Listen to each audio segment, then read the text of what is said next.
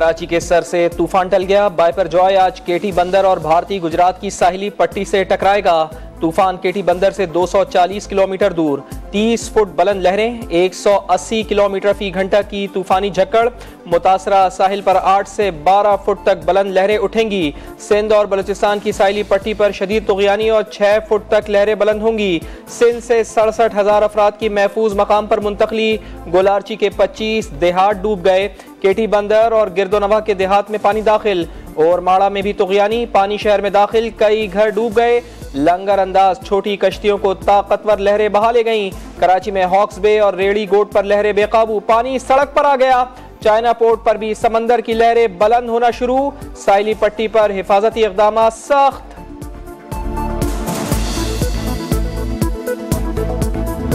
कराची से डिस्टेंस बढ़ गया है और जो बॉर्डर पे हमारे सिर क्रीक की तरफ इलाके हैं उससे नजदीक होता चला जा रहा है। बाइपर जॉय कराची से दूर हट गया, असल शिद्दत का पता आज चलेगा। शहरी रहमान के मुताबिक तूफान से ठट्ठा, सजावल और बदीन को ज्यादा खतरा है। थरपारकर भी मुतासिर हो सकता है। मीरपुर खास उमरकोट में तूफानी हवाएं चलेंगी। तूफान के असरात हब और लसबेला पर भी होंगे। तूफान के बाद मुल्क में हीट वेव की लपेट में आ सकता है। NDMA में मॉनिटरिंग के लिए कंट्रोल रूम कायम। कराची में अर्बन फ्लडिंग का खतरा बरकरार, चेयरमैन NDMA ने कर दिया खबरदार। समंदरी तूफान के असरात। कराची में सुबह 11 बजे से बारिशें मुतवक्के। जुमे को भी मूसलाधार बरसात होगी। शहर कायद में 100 मिलीमीटर बारिश का इम्कान। ठट्टा, बदीन, सजावल, थरपारकर और मीरपुर खास में 300 मिलीमीटर बारिश की पेशगोई। बाइपर जॉय के कैटेगरी 3 से कम होकर कैटेगरी 2 में तब्दील होने की पेशगोई। वजीर आजम की मुतासरीन को तमाम सहूलतें फराहम करने की हिदायत। ट्वीट में लिखा, कराची में भी हंगामी सूरत हाल से निमटने के लिए तैयारी कर ली। पाक फौज की इमदादी कार्रवाइयां भी जारी। कोर कमांडर कराची ने रेस्क्यू अमल आज रात हर सूरत मुकम्मल करने की हिदायत कर दी। अगले 72 घंटों तक रेंजर्स और फौजी दस्तों को अलर्ट रहने का हुक्म। GOC हैदराबाद गार्निशन का सजावल में रिलीफ कैंपों का दौरा। छोटे जहाजों की एयरपोर्ट पर लैंडिंग बंद, बहरी जहाजों का रूट तब्दील।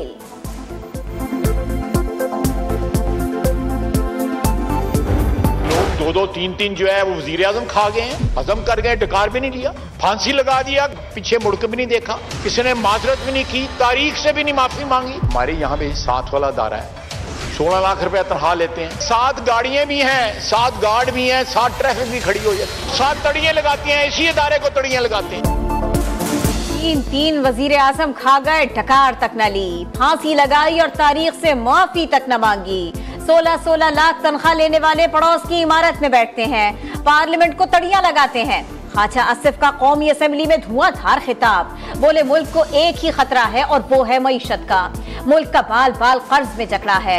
अरबों की टैक्स चोरी हो रही है और टैक्स न देने वाले पार्लियामान में मौजूद हैं।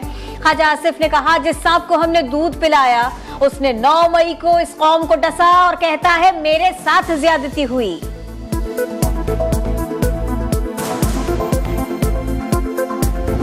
रूस से 1 लाख टन खाम तेल आया है, कम से कम $15 ये फी बैरल सस्ता है। कौम के अंदर ये जहर घोला गया कि जनाब मेरी हुकूमत अमेरिका से हटवाई गई इसलिए कि रूस से ताल्लुकात बेहतर ना हो। इन्होंने तो रूस से एक दमड़ी की चीज मंगवाई थी।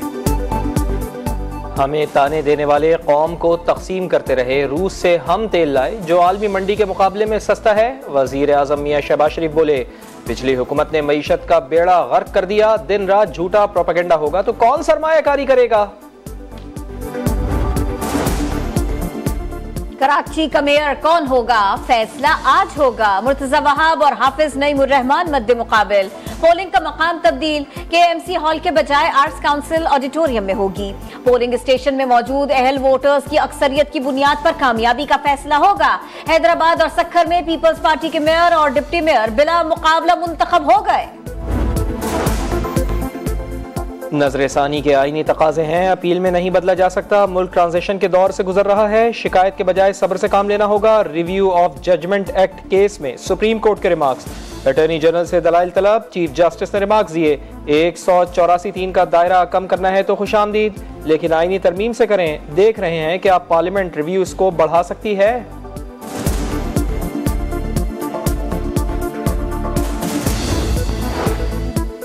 चीफ जस्टिस सुप्रीम कोर्ट की जेर सदारत जुडिशल कमीशन का इजलास। Chief justice Peshawar high court justice Musarrat Hilali की सुप्रीम कोर्ट में तैनाती की सिफारिश तजवीज जस्टिस काजी फायज ईसा ने दी थी।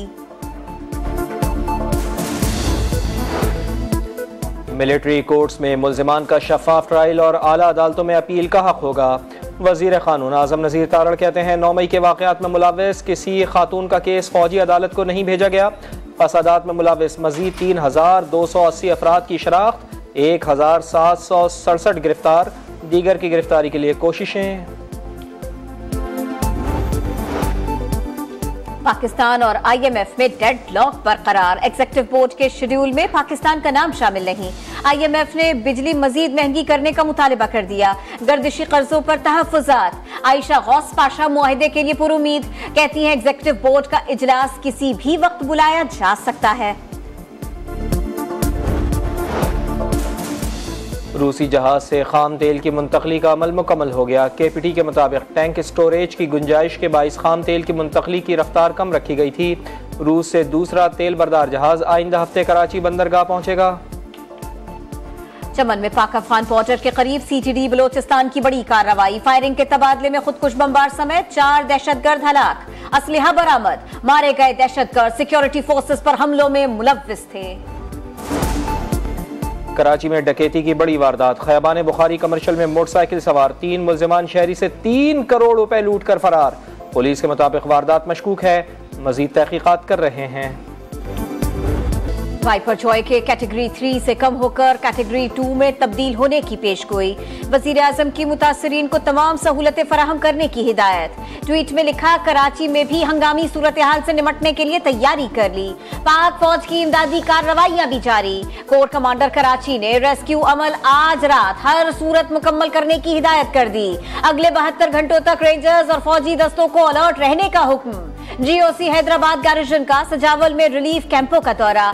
छोटे जहाजों की एयरपोर्ट पर लैंडिंग बंद, बहरी जहाजों का रूट तब्दील।